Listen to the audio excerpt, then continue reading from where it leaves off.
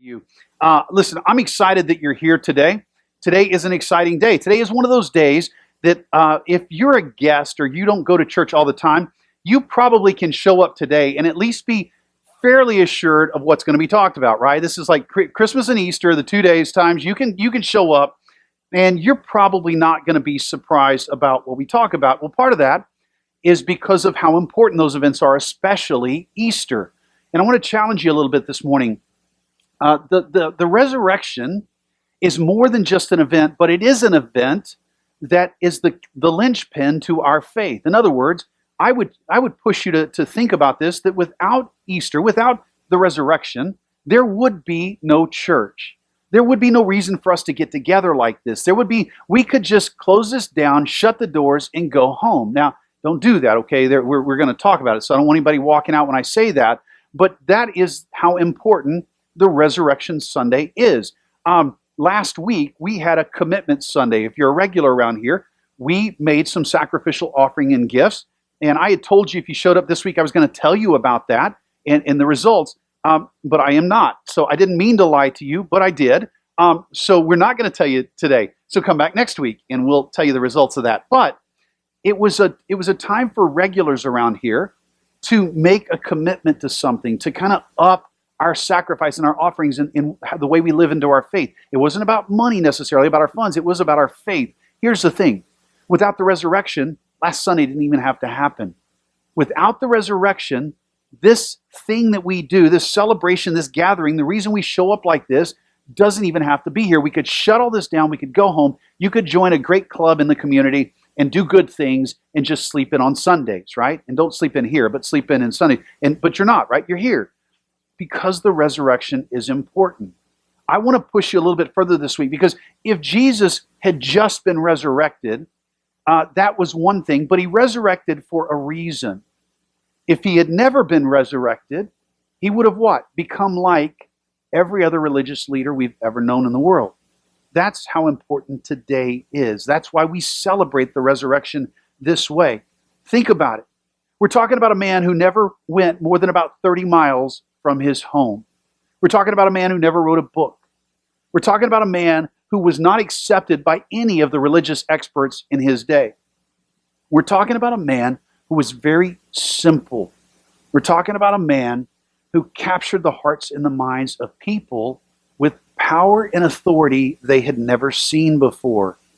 And because of that, we're still talking about it. So the resurrection is important, but it's not just an event. And when we celebrate, we want to celebrate something more than the event. Listen, if you've got a teenager, or you were a teenager, even though your kids don't believe you really ever were, if you were a teenager at one time, what do teenagers love? Teenagers love, almost more than anything else, a good party. And if the party is really good, especially today, teenagers will say that that party is lit. Now, just trust me on this, okay? If you don't understand this, go home, ask your kids. This is what they'll say, that that party is lit. Now, they might not agree to it now that their pastor has said it, but the party is lit if it's just really, really good. The resurrection gives us reason to celebrate. But what comes after the resurrection actually amps up the party. It makes everything even more lit, and that's what I want to focus on this morning. But in doing so, I want to recognize a couple things. One, I recognize that some of you probably struggle with a literal historical Jesus. I realize that in our culture, it gets hard to believe some of this stuff, that a man really walked the earth and that he was the Son of God, and that all these things happened to him and he did all these things and had all these miracles that he possessed and was able to command. He could calm the oceans and he could make the storms go away and he could heal the sick. And for some of us, we've always struggled with that. That there was a real historical Jesus and he did these things in such a way that we should believe them. That he was born, that he walked the earth as God, that he was crucified, buried, and then resurrected eventually. We struggle with a lot of that. Some of you, listen, I get it. Some of you are here this morning, let's be real honest. The first service had fun with this. Some of you are here because your mom said, hey, can you meet me in church tomorrow, right? I mean, let's just be real honest, right? Some of you are here because somebody invited you and they said, look, if you go with us, we're going to have this lunch afterwards. So and I'm okay with that. You're using this to get to lunch. I get it. I'm okay with that. Some of you are here because you had no other options. You came in maybe from out of town, thought, hey, we're gonna go visit family, and the family said, hey, what about church? And you said, hey, what about it? And then you found yourself here. I get it. It's hard sometimes to embrace. The culture pushes against the idea that Jesus walked, that he was God on earth. And we can't dig into this a lot this morning, but I want to highlight a couple things.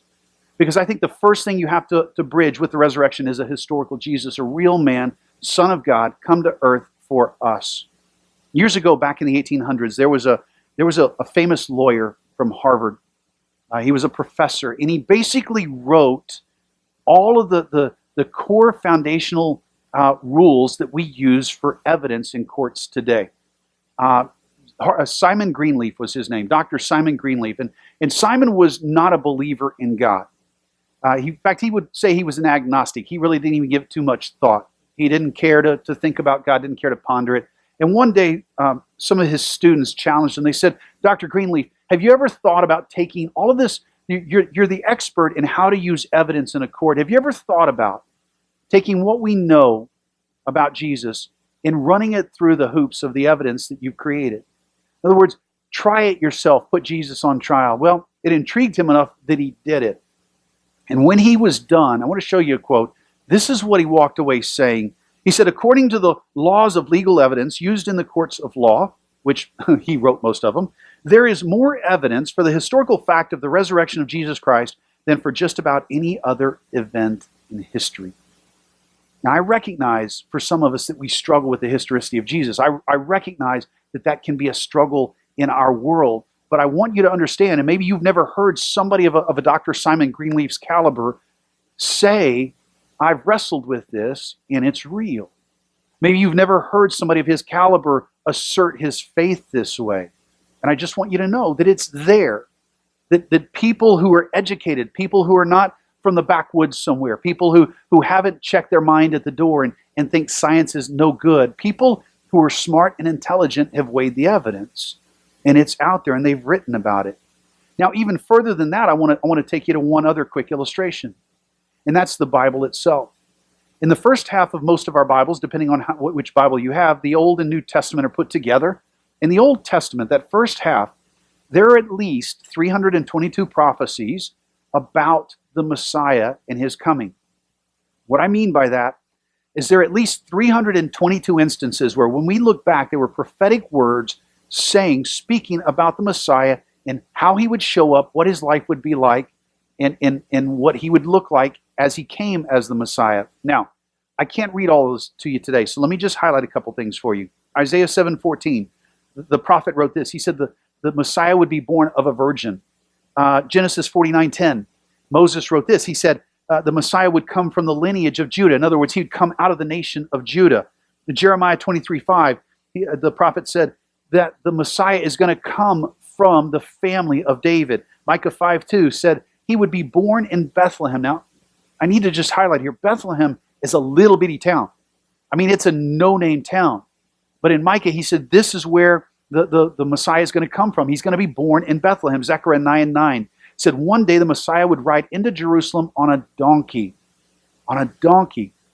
These are people who are looking for a Savior.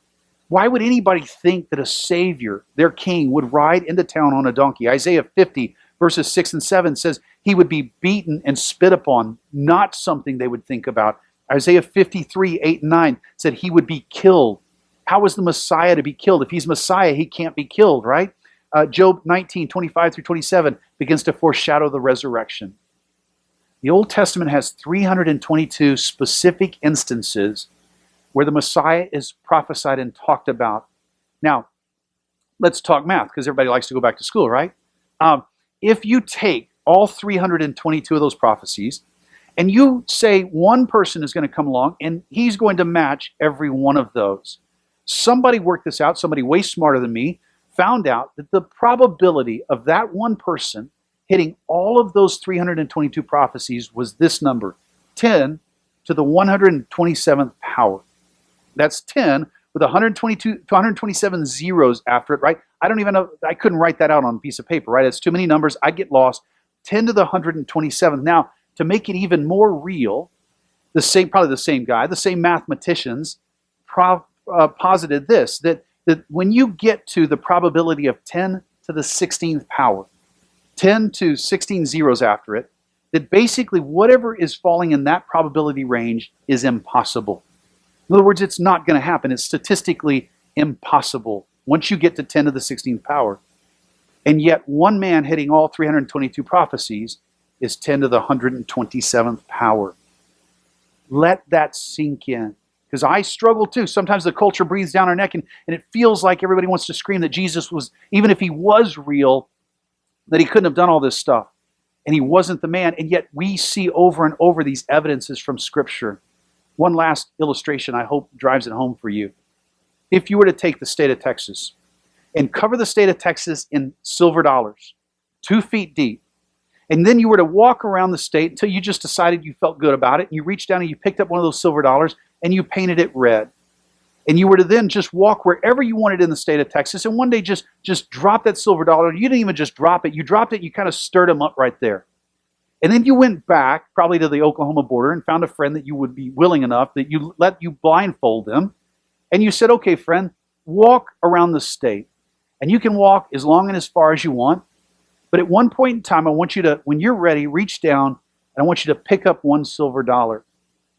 And the odds of that person picking up that red painted silver dollar are the same odds of one man hitting all 322 prophecies. This is real. There is evidence for it.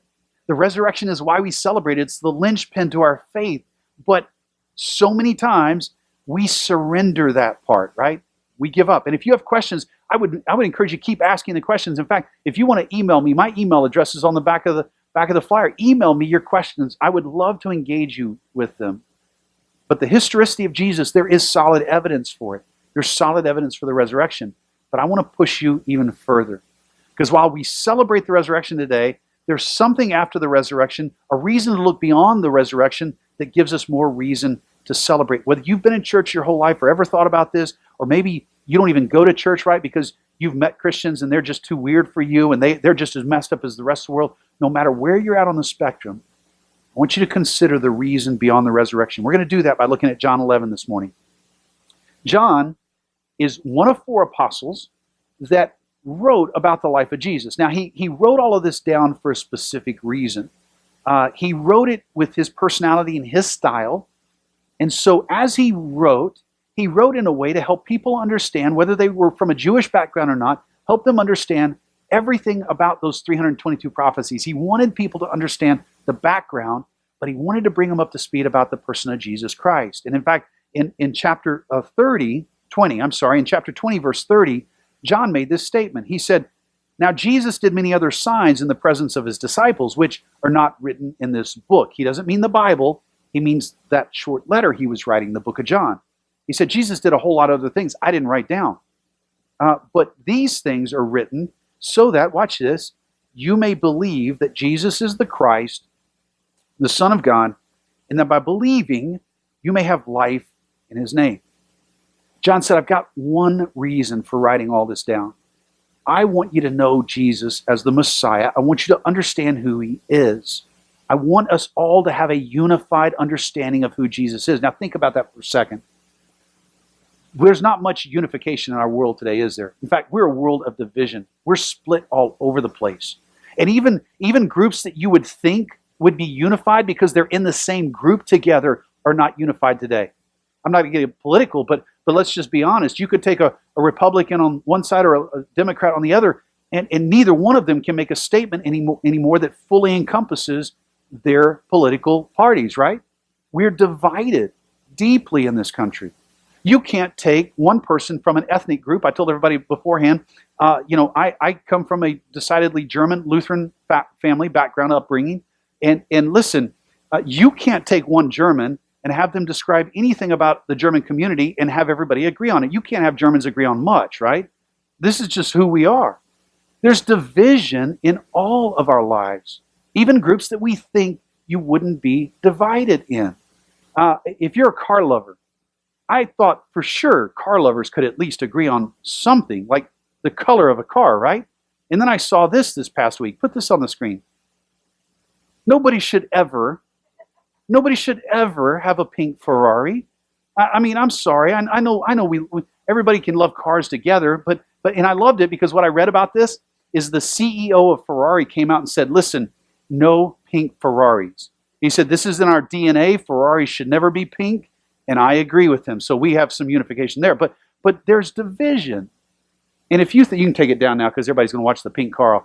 If you think, right, that even in religious circles, if you bring up the word religion, you would think, well, maybe across all of the different religions, maybe there's something that can unify all of us. But there isn't right now, right? A Jewish person would never ever recognize Jesus as the Messiah right now from a traditional Orthodox Jewish background. A Protestant person probably is not going to recognize the authority of the Pope in his world. And are you ready for this one? The first service wasn't. And a Baptist is never going to recognize another Baptist up here at Total Wine. Okay, y'all are, I know it's 11 o'clock. You got to be a little faster. There's division in our world. And John says, look, I'm writing all of this. Here's why I'm going to write all this, because I want you to be unified around one thing. Jesus is the Messiah. He's the Messiah, and he is the way to salvation. That's his whole purpose for writing. So now let's pick it up. John 11. There are three people, primary people, that come into John 11. They're friends of Jesus. There's two ladies, Mary, Martha, their sisters, and their brother Lazarus. This is a great story because what we see is we see the humanity of Jesus. He's become friends with these people. And he's such good friends with them that he cries with them. He has parties with them. He comes when they ask him to come. And one day, Mary sends word, hey, Lazarus is sick.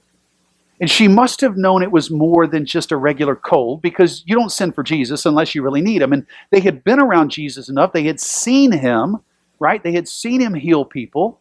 They had seen all these powers that he had, and they had heard his teaching, and they were buying into it. And they were following him. But Lazarus comes up sick, and so Mary sends and said, Lord, we need you to come. Like the brother, this guy you love, this person you have a special relationship with, he's sick. Now there's something interesting that happens because Jesus is over in the next town. He's so in no cars, right? So he's a distance away. It's going to take him a little while to get there. But Jesus immediately says to his apostles, the people around him, and probably the people he was teaching, they probably all heard this. They said, hey, listen, he said, it's not a sickness unto death. It's a sickness to glorify God. And then he goes back to teaching. Now it says in John records, it says he did this for 2 more days. And then all of a sudden, and here's what we don't know. We don't know if somebody came back up and said, don't worry about it, Jesus, he died. Or we don't know if Jesus just, had that God thing going and realized he died. But all of a sudden, Jesus says, Lazarus is dead. Now, if I'm a disciple, if I'm an apostle, I'm standing right there with them. I've got some questions. Like I thought you just 2 days, 2 days ago, we just talked about this. And then we stayed 2 days. Like I've seen you do this. This is within your power. What just happened? And Jesus said, let's go to him. Now pick it up in verse 32. Now when Mary came to where Jesus was and saw him, she fell at his feet, saying to him, Lord, if you'd been here, my brother would not have died. Think for just a second the confusion that must have been going on in her mind. She sent for him. She knew they were close. She knew that he had responded to requests before. She had prayed to God. She knew Lazarus was obviously in bad shape, that it was time to ask for help. She sought God how she knew to, and it didn't work out. And I want you to think about the times in your life that you've done that right there. Like you think you're following God, you think you're doing the right things, you're praying, you're talking to him, you're presenting all these problems, and all of a sudden, it doesn't work out like you wanted it to. It doesn't work out like you asked him to work it out. Verse 33, when Jesus saw her weeping, and the Jews who had come with her also weeping, I need you to think about something. If you've never seen a funeral procession in the Middle East, like on TV or something, they don't weep like Americans weep, okay? Americans, we take out our little hankies. I don't have one on me, but we take out our little hankies, we dab our eyes because we don't want an ugly cry, right? And we just kind of dab the tears. And we just kind of hold it in. And the body will just start to shake as you cry. But in the Middle East, I've seen funerals. They cry from their toes. They weep. They yell. They don't care who hears them. They walk down the street in a procession and they scream until they almost pass out. It says went to her and they were weeping, and also the Jews were weeping, and he was deeply moved in spirit and greatly troubled. And he said, "Where have you laid him?" And they said, "Lord, come and see." He's troubled, okay? And he says, where is he? Take me to the graveside. And they said, "Okay, let's go." And they go to the graveside together. And this is one of those places that as a pastor, I've had the privilege, I say it's a privilege, it's hard, but it's a privilege of standing at a lot of graves. A lot of graves of people I didn't know, people I did know, families who expected it, families who didn't expect it. My own family. Years ago, I remember the first time when I was standing at my grandmother's grave, and it was a grandmother that I was very close to, spent a lot of time with her. And I was standing at her graveside, and I had to officiate the service, and it was there that it began to hit me. The finality of the moment. That there was nothing I could do to get her back. There was nothing she could do to get out of that box. Nobody had an answer there for that moment. That life, this life, in this moment was over. That in this world, she had passed. And there was nothing any of us could do. Imagine the graveside. Jesus is there and the people are weeping. And they're thinking, what's going on? Like by now it's starting to spread. The disciples are like, we don't know. We know you asked for him. We thought he was going to come, but he said no. He said it was okay. He said Lazarus was going to live. He said this was all to the glory of God. And now he's dead. And then we come to the shortest, most interesting verse, I think, in the scriptures. Verse 35. Jesus wept. Jesus wept. The Son of God on earth in flesh. Listen, who knew what was going on. Like he knew what the outcome was going to be. He knew what kind of power he had. He knew that he could just, and 2 verses later, he was going to call this guy out. He knew Lazarus was about to walk again, and he cried. Why does the Son of God cry? Why does Jesus weep in that moment? Theologians love to talk about these kinds of things, and there's a term that they've come up with called the grief of deity. The grief of deity. That in that moment, God in flesh on earth stood there. And really, it's the next time we see him standing on earth after Genesis. See, in Genesis, we read the account, and God created man and woman, and he put them in this garden, and everything was great. In fact, he said it was very good. And he let them walk there, and he walked with them. And he goes so far to say that the man and the woman were there, and they were naked, and they were not ashamed. And I'm telling you, in our world, we can't even fathom that, right? Ladies, how much shame is put upon women with body image issues today. And men, how we can't even fathom the idea of walking in that kind of situation and not having some kind of thought that we shouldn't have, right? The impossibility of what's described as Jesus stood at that graveside, he must have reflected on. That there was a day when it was all perfect. There was a day when it was right. There was a day when we walked in the right way. And he stood there and he wept. He wept because it broke. It broke, and we broke it. And we want to blame him for it, but we're the ones who break it. And we don't want to admit it. We rebelled, and we said to him, we will worship the creation. We're not going to worship the Creator. We're going to do this thing our way. And Jesus stood at that graveside, and that had to have come over him. And in that moment, listen to me, in that moment, he knew. He knew whatever it is you're in right now. He knew whatever it is you're wrestling with. He knew whatever it was. And he knew. And he wept. And it's interesting, verse 36, it says, so the Jews said as they're watching this, they said, see how he loved him? And then verse 37, this is where I would come in, okay, because I'm the sarcastic one in the world. In verse 37, but some of them said, could not he who opened the eyes of the blind man also have kept this man from dying? See, I'm sorry, but that's just me sometimes. Like, you messed up again, God. What were you thinking? Like, wait, you did all these big things. You healed people, and now all of a sudden you let your friend die. Man, it doesn't pay to be your friend today.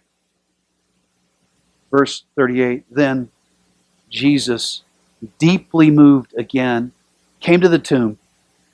It was a cave, and a stone lay against it. And Jesus said, take away the stone. And Martha, the sister of the dead man, said to him, Lord, by this time there's going to be an odor. Now, I didn't grow up on the King James translation, but if you did, okay, this is one of the greatest verses in the King James, because it says, by now, Martha said, he stinks. He stinketh is her phrase. So she knows, look, we miss him. We've been crying for 4 days. We wanted him back, but now he stinks. He's not worth having back. He's going to smell. He's going to smell. Verse 40, and Jesus said to her, did I not tell you that if you believed, you would see the glory of God? You won't see it turn out your way. You're going to see the glory of God. Verse 41, so they took away the stone, and Jesus lifted up his eyes and said to the Father, listen, Father, I thank you that you have heard me. I knew that you always hear me, but I said this on account of the people standing around, that they might believe and that you sent them to... Jesus is like a parent right now. He's going, I'm saying all this so these kids will hear it. Like, I'm hoping they're paying attention finally. I said all of this on their behalf. I know who you are, God. I know you listen to me. Verse 43. When he said these things, he cried out with a loud voice, Lazarus, come out. And you have one of the most fun verses that theologians will talk about in the history of the world. Because when Augustine said years ago, one of the early church fathers, if Jesus had not said Lazarus, if he had just said come out, like you're at a graveside, there's only one guy in the grave. But if Jesus had said come out because he is the Son of God, you would have seen every dead person in the history of the world get up out of the ground. He said that's exactly who he is. So Jesus said Lazarus, just to be sure it was only Lazarus coming out of there. And the man who had died came out, his hands and his feet bound with linen strips, his face wrapped with a cloth. And Jesus said, unbind them and let him go. Days later, Jesus would surrender his life. He let the soldiers take him. He allowed the rulers to put him on trial.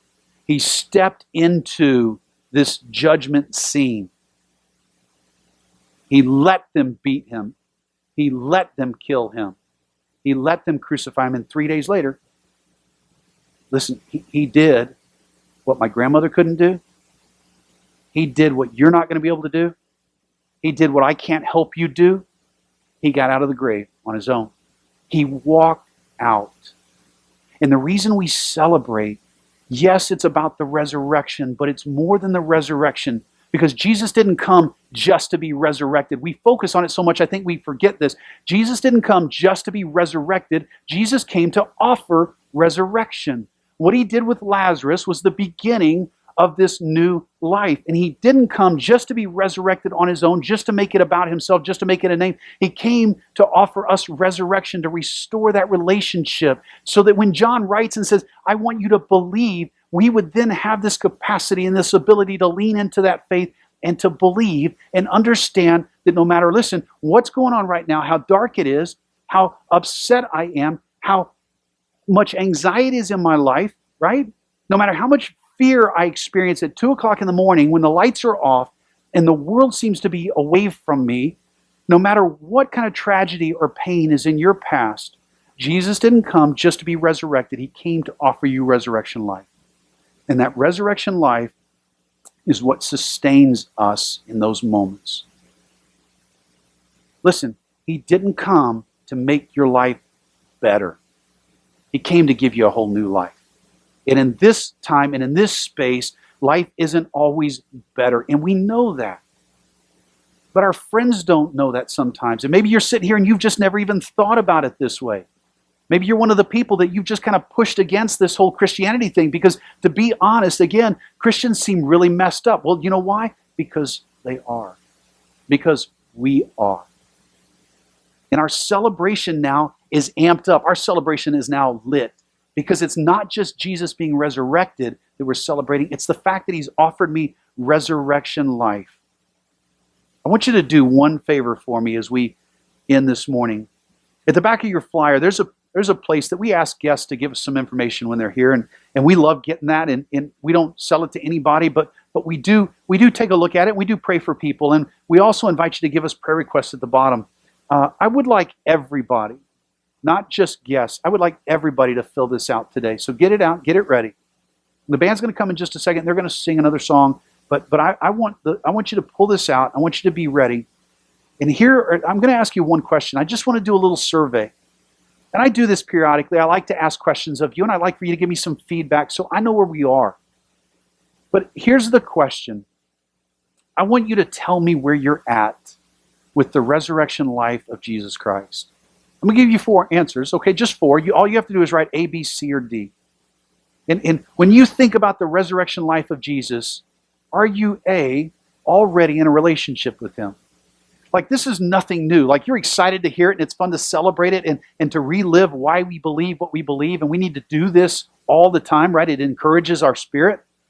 But you're already in that relationship. You've known this, and you believe in Jesus Christ, and you recognize what John was writing years ago, and so you're all in. You have your belief, and you're sold out. You're all in. But maybe that's not you. Maybe you've heard something today that to be honest is just you're going, why have I never heard it that way? And I can't explain that.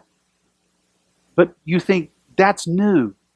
I didn't understand, and I didn't understand why the resurrection was important. I didn't understand my role in it, and how I not only put him there, but now he's turned around and offered me something in return. And I want to step into that. I want to begin a relationship with Jesus Christ. If that's you, I want you to just write down at the very bottom, just write a B. Just somewhere in there, just write the letter B. And look, don't look around you. I don't want you to, we're not spying on each other. We're not trying to sell you out to your mom or something if she's sitting next to you. To help me out. Let me know where you're at. That you're ready to begin that relationship with Jesus Christ. Maybe that's not you, though. Maybe you're still going, Cecil, look, you talk about it and it sounds great, but I still need to consider it some more with the letter C. I just am still not sure I buy in. I mean, it sounds good here, but then I get to Monday morning and I feel lost again. But the letter C, I still need to consider it. I want to talk about it some more. Or, and this is going to be the scariest one for some of you can't even imagine this, but this is who we want to be here at Journey. Maybe you're at letter D. Maybe you're just, don't even ask me to go there. Don't expect me to cross that line. That's not where I'm going to go. Write the letter D there if that's where you're at. And listen, if that's where you're at, we're okay. We're not okay. We want to be okay with you, though. We don't want you to feel shame. We don't want you to feel disgraced. We want to be able to be honest. And just because somebody says, look, Cecil, I don't want to cross that line. I'm not even thinking about that. We can still be friends, right? You're always welcome here. Right? Those questions, we want you to be here. But we're okay if you're not yet there. I don't want you to make a decision that you either don't understand or you just don't even want to buy into. It's not going to be real. It's not going to be good. So what are you? A, B, C, or D? Do me a favor. Fill that out. I'm going to pray for us.